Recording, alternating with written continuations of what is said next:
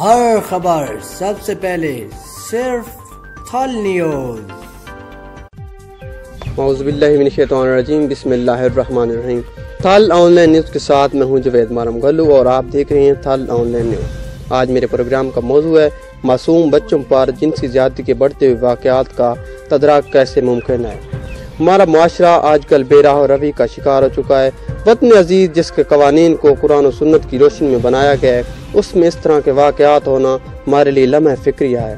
سب سے اہم بات جو ہمیں سامنے آئی، اریانی اور فحاشی و اشتہار بازی کے نام پر جو شروع کی گئی وطن عزیز میں، اس بھی محرکات ہیں کہ بچوں سے زیادتی کے واقعات بہت زیادہ تعداد میں روکے۔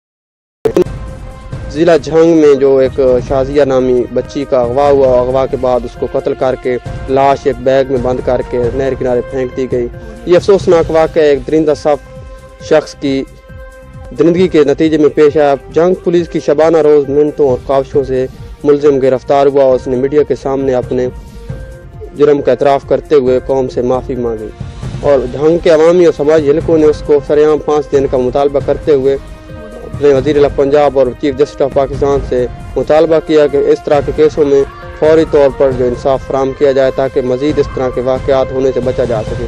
آج صبح جنگ کے صحافیوں کی رپورٹس کے مطابق آج پھر تھانہ سیٹلائٹ ٹاؤن کے حدود میں ایک بچی سے زیادتی کا واقعہ پیش آیا ہے، جہاں پر ملزم شہباز کو گرفتار کر لیا گیا ہے اور مزید جو فرانزک رپورٹ ہے اس کے آنے تک میڈیا کو ابھی تک بے خبر رکھا گیا ہے۔ اس حوالے سے پولیس کی کارکردگی قابل اطمینان ہے، مگر بحیثیت معاشرہ ہم کیا کر رہے ہیں؟ ہم کو چاہیے کہ فحاشی اور اریانی کو فروغ دینے والے اشتہارات اور مسئلات ان کا مکمل طور پر بائیکاٹ کریں تاکہ ہم ایک پرامن اور اسلامی معاشرے میں اپنا سانس لے سکیں، ہمارے بچے اسلامی تعلیمات اور اسلامی قوانین سے روشناس ہو سکیں۔ تو سب سے پہلا فرض والدین کا ہے کہ وہ بچوں کو سرگرمی پر کڑی نگاہ رکھیں اور بچوں کے اس حوالے سے خصوصی لیکچر دیں اور بچوں کی سرگرمیوں پر خصوصی طور پر نگاہ رکھیں اور اپنے بچوں کے لیے ایک انسٹرکٹر کا بندوبست کریں۔ سکولوں میں ہونے والی تقاریبات کا جن میں فحاشی اور اریانی ہو ان کا مکمل طور پر بائیکاٹ کریں۔ بحیثیت معاشرے یہ ہماری بنیادی ذمہ داری ہیں، اگر یہ ہم ادا کر دیں تو ہم انشاءاللہ پرامن اور پرسکون اسلامی معاشرے کو تشکیل دے سکیں گے۔